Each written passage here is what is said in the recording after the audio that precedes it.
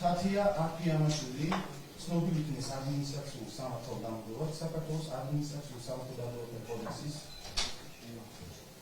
173 პრიმატურის პირველი ნაწილით და ადმინისტრაციული საფრთხის სახით დაზომოთ განსაზღვროს ადმინისტრაციული პატიმრობა და პრობლემების ვარდ.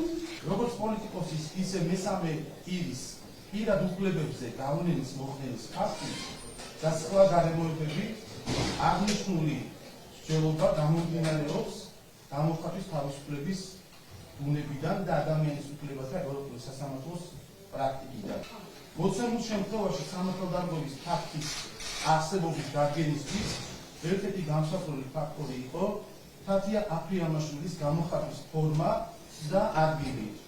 ჩვენ ვიდეო ჩანაწერით ვნახეთ, რომ სხვა პირებთან ერთად თათია აფრიამაშვილი აგრესიული ფორმით და წვრილით მიმართავდა ქალბატონ მარიამ ლაშს კაფეში, სადაც მარიამ ლაში იმყოფებოდა ოჯახურ გარემოში, ოჯახის წევრებთან ერთად, მათ შორის იყვნენ არასრულწლოვნები, მცირეწლოვნები, 7 წლიანი ასაკის ბავშვები.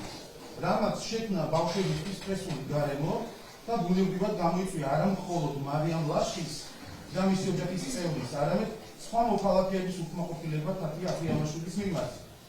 როგორც საზოგადოებაში ცხოვრების ჩვეულებრივ მიმდინარეობის უფლებას, ისე ოჯახური ცხოვრების სიმშვიდეს და ბავშვის უფლებებს იცავს საქართველოს და ევროპული კანონმდებლობა, რაც თათია აფრიამაშვილის მიერ გათვალისწინებული არ იქნა.